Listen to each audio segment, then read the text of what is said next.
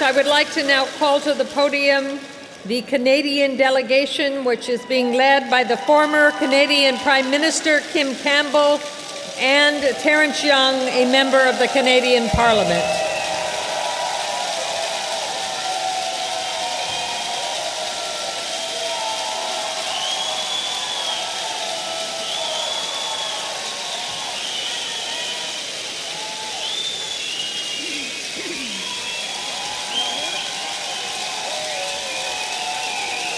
Good evening.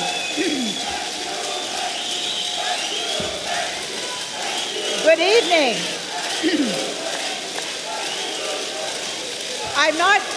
I'm not sure what surprises me most, that we're still here or that you're still here, but it's great that we're all still here.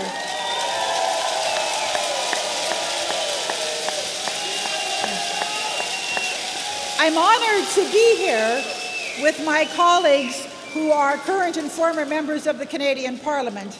And one of my colleagues is going to address you as well, so I'll be brief because you don't need more speeches. And in fact, I was trying to think what I could tell you that you hadn't already heard. All of the grisly news about how terrible things are in Iran. You don't need me to repeat it. But one of the themes that we've been hearing all day is that the mullah's regime has to go and it will go, and that we all believe.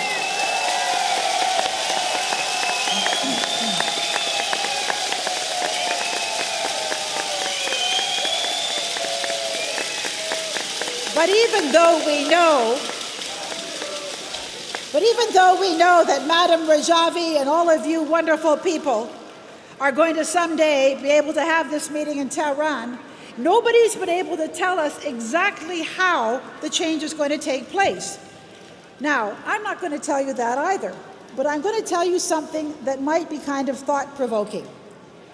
In my youth, back in the 1970s, I was a Soviet specialist.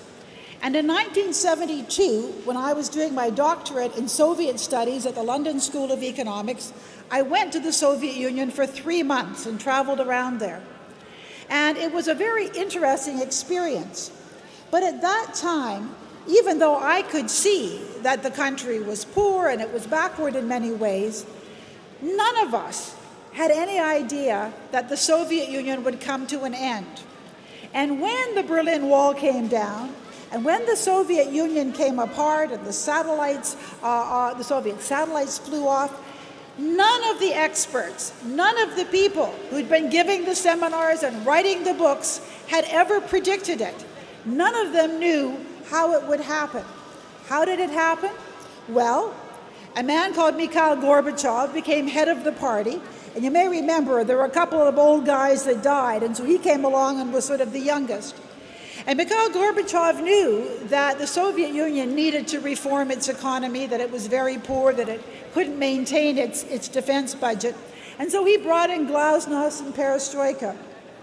But the most important thing was that when there was resistance, when there was disruptions in Eastern Europe, he made it clear he was not prepared to use military force to hold it all together. And then it all just kind of came apart. And the rest, as they say, is history. So when we look at Iran, there are a lot of similarities. The same kind of highly centralized, brutal government. And the Soviet Union was a very brutal place. When I was there in the early 1970s, it was Brezhnev's time, and dissidents were sent to mental hospitals, where they were given psychotropic drugs to zap their frontal lobes. Now you can imagine if you're an intellectual, the last thing in the world you want is for someone to destroy your mind. And so it was a pretty good deterrent for people to get too disruptive. So when we look at Iran, the question is, how will it come apart? We know now that the sanctions against Iran are the toughest sanctions that have ever been imposed on any country in the world. And we know they're hurting. We know there's a crisis now with the uprisings in Iraq and Syria, and Iran has issues, etc. We just don't really quite know how it will happen. But I think it is important for us all to understand that the break may come when we're least expecting it. And we have to accept the fact that we don't know how it's going to happen. And that's why we have to be ready. We have to be watching, because something somewhere is going to give. It might be in the military. You know, it's interesting. When President Rouhani was elected, one of the reasons, I think, that so many countries in the West were prepared to give him a little bit of room is because they thought, do you think he might be the Iranian Gorbachev? And he sure did a good job of trying to, you know, I'm a new guy, I'm going to be kind of moderate. Well, just earlier this month, the Foreign Minister of Canada, John Baird, published an article in Foreign Policy magazine where he reviewed the year of Rouhani's presidency and made it very clear that not only were no promises kept, but everything is worse, and the betrayal is very severe. And you heard about it today. I don't have to tell you about twice as many executions and political prisoners and all of that kind of stuff. We know that. So much for the Iranian Gorbachev. But it's understandable that people are looking for that. And all I can say to you is, you've got to keep looking, you've got to keep watching, because it may happen very quickly. I look out at this wonderful rally, and it reminds me about 21, 22 years ago when I was running for leadership of my party. And there was a governing party in Canada. When I ran for the leadership, it looked a lot like this, but the hats were pink, because if I won, I'd be the first woman Prime Minister of Canada. And every one of us here, every elected politician from a democracy that's been here today has been part of a rally like this, and we wave signs, and you have funny noisemakers, and you have crazy hats. But the nice thing about our experience is that we went from those rallies into election campaigns, into making our democratic institutions work.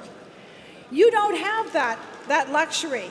You go from this wonderful rally back to the situation where you're watching, hoping, concerned about your countrymen and women. And all I can say is, it will happen. And this rally will be one day an election rally in Tehran.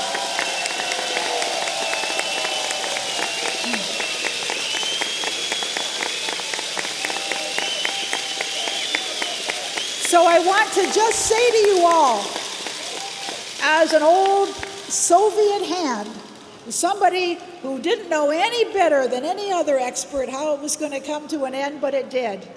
All I can say to you is, pay attention, be brave, and be ready. We'll be there with you.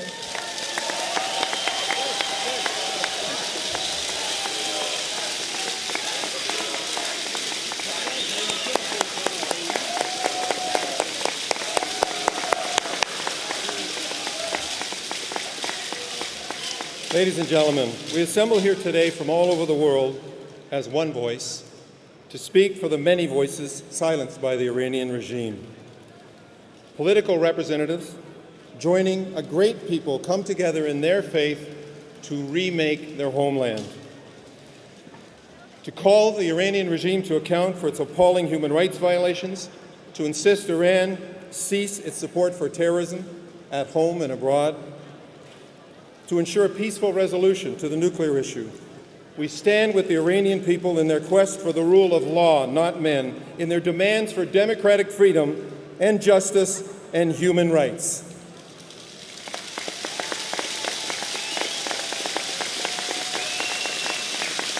Because the Iranian people deserve the right to define their own future.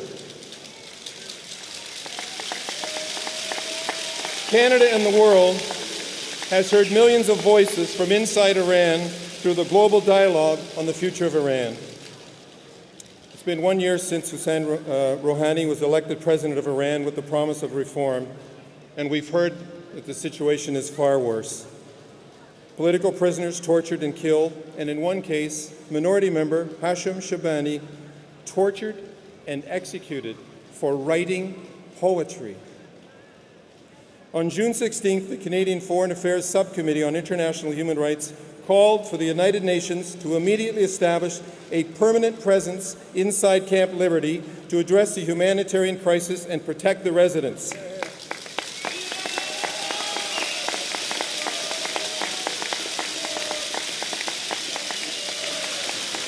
and to launch an independent and impartial investigation into the September 1st, 2013 massacre at Camp Ashraf. Without such an investigation, this crime would be committed with impunity. And the world is watching events at Camp Liberty for a safe and secure settlement for those stranded there. So what is our long-term hope?